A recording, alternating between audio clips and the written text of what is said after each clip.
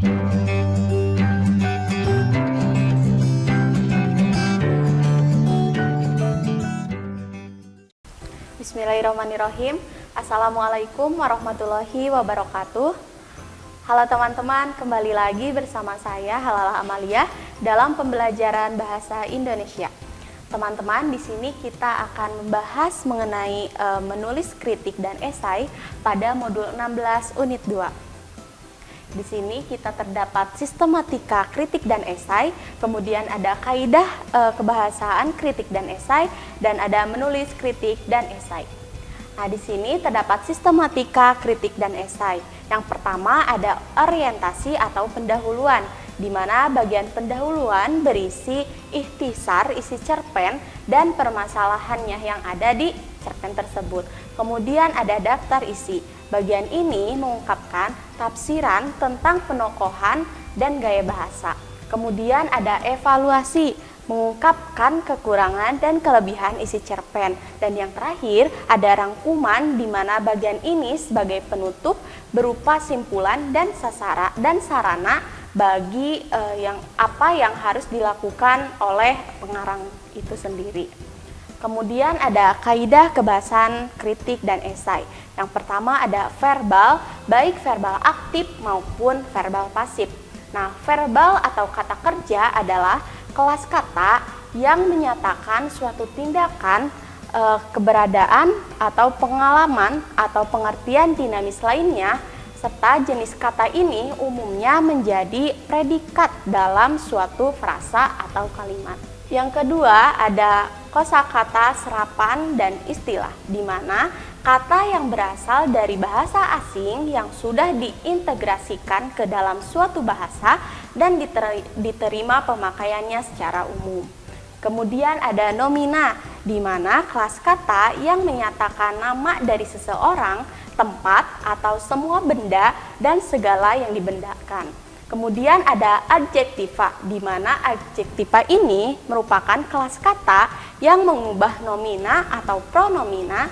Nah, biasanya dengan penjelasannya atau membuatnya menjadi lebih spesifik. Nah, kata sifat dapat menerangkan kuantitas, kecukupan, urutan, kualitas maupun penekanan dalam suatu kata.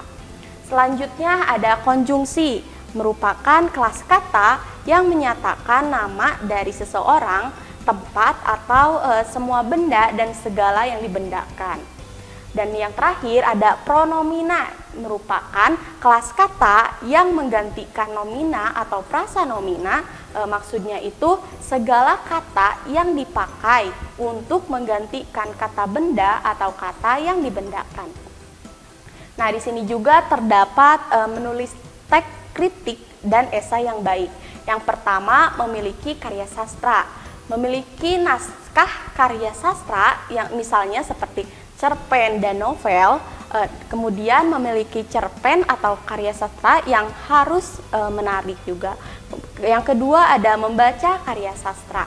Nah, sebelum kita menyusun, kita harus membaca terlebih dahulu karya sastra yang akan kita gunakan gitu. Seperti cerpen atau novel yang kita pilih hendaknya dibaca dengan cermat. Nah, kemudian catat intisari yang ada di cerpen tersebut atau cerita tersebut. Kemudian permasalahan yang berhubungan dengan unsur intrinsik dan ekstrinsik. Kemudian ada menyusun kerangka, di mana menyusun kerangka harus sesuai dengan unsur-unsur kritik atau esai. Susunlah kerangka yang dimulai dengan pembuka, isi, dan penutup. Kemudian ada mengumpulkan data, di mana sebelum mengembangkan kerangka, kita harus mengumpulkan bahan-bahan referensi yang mendukung untuk keperluan kritik dan esai yang kita susun. Kemudian ada mengembangkan kerangka kritik atau esai, di mana kerangka yang sudah disusun dikembangkan menjadi sebuah kritik atau esai dengan memerhatikan unsur-unsur pengetahuan dan pandangan penulis cerpen atau novel. Kemudian ada merevisi tulisan, di mana kritik atau esai yang sudah kita tulis harus dibaca ulang dan diedit konteksnya. maupun kesalahan ejaan dan tanda baca, sehingga tulisan yang kita tulis itu layak untuk dibaca oleh orang lain. Nah, sekian pemaparan dari saya. Wassalamualaikum warahmatullahi wabarakatuh. Kunjungi sosial media lainnya seperti website kami di pkbmalkata.com, Facebook PKB Malkata Mananjaya, Instagram PKB Malkata Official. Dan terima kasih telah klik video ini. Jangan lupa like, comment, share, and subscribe untuk menunjukkan dukungan kamu terhadap channel ini. Enjoy the video PKB Malkata.